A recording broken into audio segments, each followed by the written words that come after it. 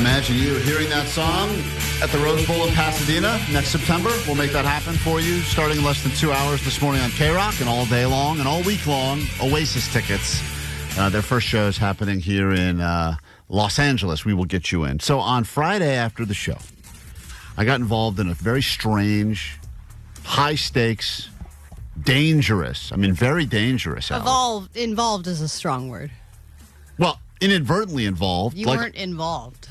You know, it's amazing that you are going to S this. You're going to talk S about what happened. You were sitting in your car. I'll explain what happened. You tell me how you would have handled it. Because Okay. so many people, after I started posting the live coverage I was doing of this police pursuit followed by a complete police standoff in the middle of Beverly Hills, people said, Klein, this is one of those things that would only happen to you. It seems like people goes, this is a story that I would hear you talk about on the radio and would have said, is this a real story or is this made up? But now that I was putting all this evidence of it up, everyone's like, it just seems like it would only happen to me. Has it ever happened to you before you say what a stupid thing that happened? No, you are somebody who is prone to holdups.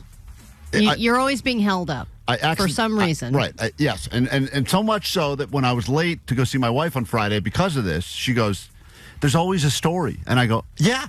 You're right. There's a story. There is always a story because you attract it. Somehow. I'm in the middle of a police standoff where if I got out of my car, they would. But that's where you exaggerate a little. You were not in the middle of a police standoff. Well, if the police are in your car, boxed in by cops. Yeah, front row seat. That was awesome. If the police are on one side of me, you were a good bystander, and the perps are on the other side of me, and then you got guns drawn going both directions, and I'm in the middle. What do you call that? Am I not in the middle of a police stand? You weren't in the middle.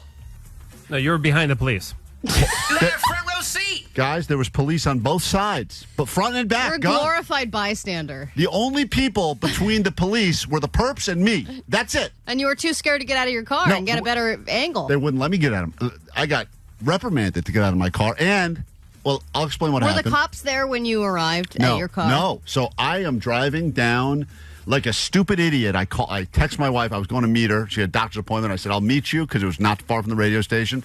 I said, do you need me to get you anything on the way? Which stupid question. I don't know why you do that to yourself. She used to say, no, I'm good for a while, and that was great. So I would just ask, get it out of the way. This time she said, oh, you know what I'd love is a matcha latte. Uh-huh. I said, stupid matcha latte every time. So I pull over to go get a matcha latte, and I'm driving up, I think I was on Beverly or one of those streets in Beverly Hills, I forget. And all of a sudden, there's two open spots, meter spots. I never see anything like it. Usually, you can't find any parking there. It's the worst. So I pull into the one spot, and I'm looking, and now I've got my car parked. I'm looking for any sort of change so I can throw something in the meter. I think a quarter gets you like 6 seconds or something. Yeah. Not a lot. But I just said I just got to throw in 2 quarters because if you don't, you'll get a ticket instantly there. They're like right on top of it. They love giving out tickets. So I put I'm looking for change. I'm bent down. In the time I bend down to look between my seats for change to when I pop up, I then see cop cars come from every direction, like on a full 2 pull up to the left of me. Some are pulling down the street. They're shutting down. I see them shut down the street in front, shut down the street behind. And I'm going, oh, my God. I think I pulled into an area that had already been cleared for whatever they were about to do. But I didn't realize it. I thought it was an open spot. Oh, so you think that they somehow got the cars out of the way? I don't know what happened. I never see that kind of parking, but no one stopped me, or maybe I ignored a cone or something. I don't know. I just pulled right in, and I go, oh, it's a great spot. It's my lucky day. Then, of course, cop cars start circling all around. They start in the thing. All right, get out with your hands up. And I think at first, I don't see any of the cars. I just see me. So I'm looking and going, what the hell did I do? Right. You think that I would think at that point, I look like someone who's committed a felony. I have been pulled over before. You do look like somebody who's committed an offense. I drove the same car for a while as a guy that was apparently the leader of the Avenues gangs. And when I used to work and drive around early in the morning in the Los Feliz area, Glendale, whatever, I got pulled over one time, and they explained to me they thought I was in the Avenues gangs. Cool. And I said, I wish. How do I get in?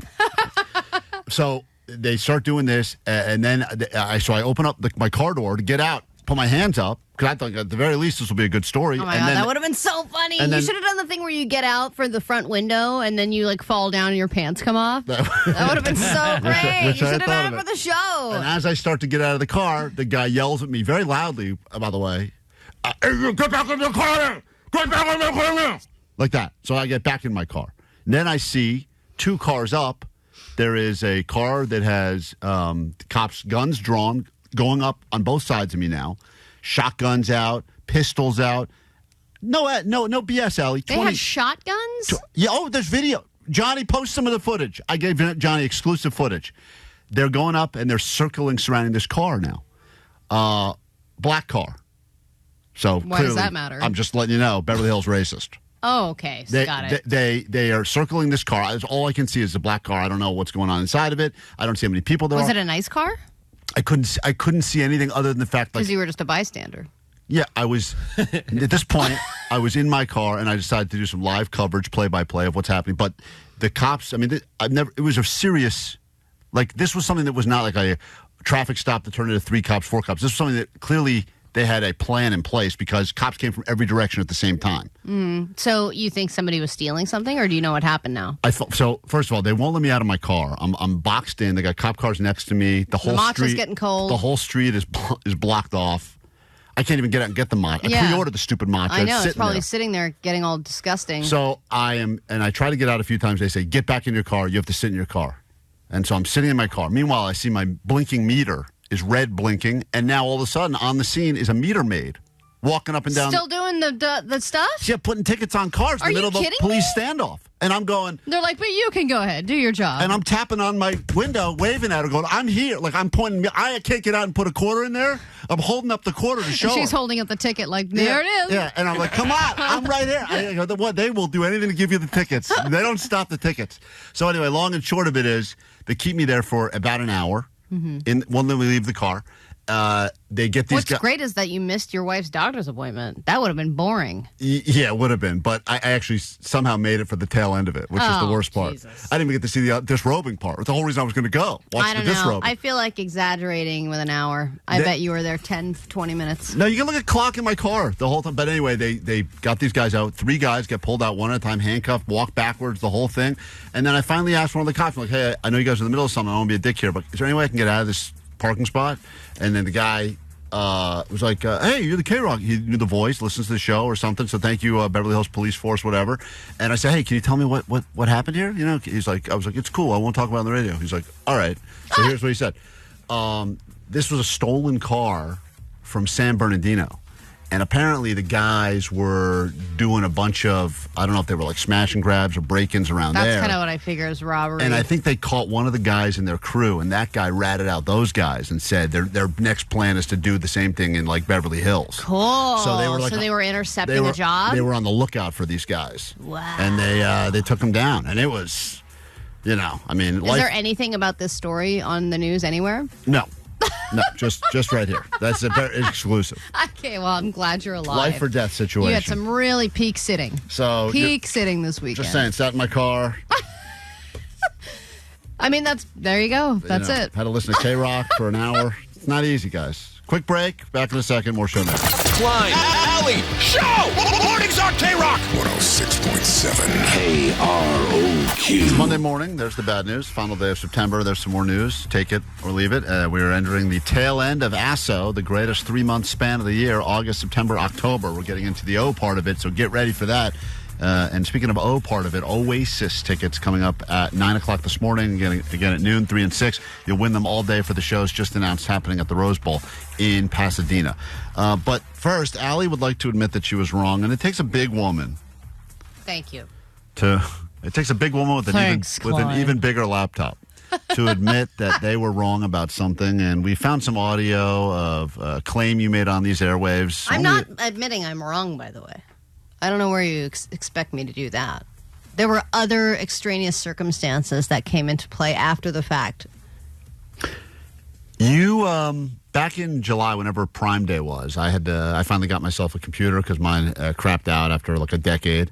And you also had a crappy computer. And you decided... It's an old computer that also has had a significant amount of water damage. I spilled an entire bottle of water on it about 3 or 4 years ago, and I'm amazed it's lasted as long as it has. When you first talked about this situation, I just want you to hear the reaction that Omar gave you, because we were laughing at you and saying that this was a terrible idea many months ago, and now, as you have now just had to purchase a new computer... It's clear that we were right. It was a decision I made at It's clear that we were right and you were wrong. But here, this is audio from, I'm going to play this to you. This is from back in July. I also have an old-ass computer, but instead of buying a new computer, I settled on buying a new battery because the main problem that my... Now, that laughter from Omar is what we're all thinking, which is... That's laughter support, right, Omar? Nope. That's him laughing, knowing that in a few months we would get this exact story we're about to get right now because he knows how ridiculous it is. So much so that Friday, on the Friday Flex segment on the show, Allie decided to flex about her plan. Listen to this. With Prime Day being a big part of the week and Americans spending a record number of billions of dollars on stuff that when you really think about it, you don't need, I got out of this week only spending $44 on Amazon. My computer is a piece of crap as well, and I was like, maybe I should do what Klein did and get a new computer. And I was looking through, and I wasn't really happy with the deals I was seeing, so I ended up buying for $44 a battery. Allie, that I can put in my computer, sad. And it's basically new. Gets here on Sunday. Flex. It's not a flex. This will backfire on you, and you will wish you had just gotten a computer. No, it comes in a little kit. And now I have a kit. all the computers that were marked way down that are back to regular price now, you're going to get screwed enough to pay full price. You had a little laugh there, Allie. That was a few months ago. We didn't even detail the problems I had with the kit when it arrived. I had a lot of problems installing the battery. I had to go to Best Buy and go to the Genius Bar or whatever, and they wouldn't help me because it was a third-party item. So go ahead, Allie. Eventually, I got the battery in. The floor is yours now. Now, here we are. Fast forward to the end of September, and this was back in July, so not too many, I blame Apple for this because every time they make an announcement about a new product, I think that all of our products start degenerating, and my computer started experiencing some other issues where it was getting slower and slower and slower. It wasn't holding a charge anymore, and every time I pressed the O button, it pressed like 5 O's, and it was getting really difficult to do my job. So this weekend, I decided it's time for a new computer. But here's the thing. So your battery experiment was a total fail. But the battery, I didn't realize at the time, was just one symptom of a much larger problem. At the time, the battery was the biggest issue. No, we all told you that. We said bad battery is usually an indication that the computer's got a bunch of stuff it's trying to figure out, and the battery is just the first place you notice it. Well, you don't know that until you replace the battery. Oh, my God. You won't admit you're wrong. It's crazy because if anyone were to look at the details of this, they would go, well, Allie will finally just admit she was completely wrong and should have taken the advice of her coworkers. I got 2 extra months out of my computer. It was an end of life decision. but endless times of frustration. I sent some audio to Allie or something, and she's like, she was trying to download some software, and it took her like 10 minutes, and I was like, dude, this should take you seconds. It took me 10 minutes to open my email. Oh my God! So that I could check if you had sent it to me. It was crazy. There is that moment though when your whatever it is, your phone, your computer, like, there's no choice but to move on. But yes, my days were numbered. It was the end. It was like I should have put it out of its misery. Yeah, so we all said that. I know. So I got a computer online, and I got it at Best Buy or whatever. I went and picked it up. And here's the thing: is I don't really. I also blame myself for being gay because I don't know inches anymore. Yeah. I don't know sizes. I'm not a size queen. And so I don't know the difference between 13, 14, and 16 inches. I decided, you know what? This is a new computer. I want it to, I want a bigger screen. I'm going to go 16-inch. And I got a MacBook Pro, and this thing is enormous. It's so big. It's so heavy. Yeah. I'm so paranoid that I'm going to drop it because it's funny watching you lug it around. It's just so, it's like having a television set. It's just insane. It's overwhelming, and I don't know what to do. Past the point of portable. I think you just have to set up. I think I accidentally bought a desktop. Yeah. So anyway, that's once again just battery works great though. I've been using it all weekend. It's not even halfway done because you didn't put it in because the genius has put it in. That's a great idea, Klein. I should put a new battery in this thing. I think it needs one. You definitely should not. I got a kit. So you are wrong. I was not wrong at the time. How much would you have saved if you bought this computer back then? I don't know because I don't think they had this computer on the Prime Day deal. By the way, Prime Day is coming up next week. Yeah, you also missed your Prime Day window because if you just waited another week, I think Prime Day starts again. I couldn't wait another week, Klein. It was impossible. It's unbelievable. It would have taken 7 hours to get ADD News together. You middled yourself between the 2 Prime Days. I did. It's kind of funny. What did I do? Quick break. We're back in a second. When we return your ADD News, it was all put together on this brand new giant jumbo magnum-sized computer. Thanks for eavesdropping in on our radio show, you perverts. Yeah. When you're not being reported by your neighbors, you can check out the podcast or the live show on KROQ or wherever you get your podcasts. That's right, which apparently is a lot of places. Find Klein Alley's show and listen to this show in its entirety. Plus, if you download and subscribe, we will save a puppy from being executed. Oh my God, there's puppies being executed? Oh, there goes another one. Oh, those are high stakes.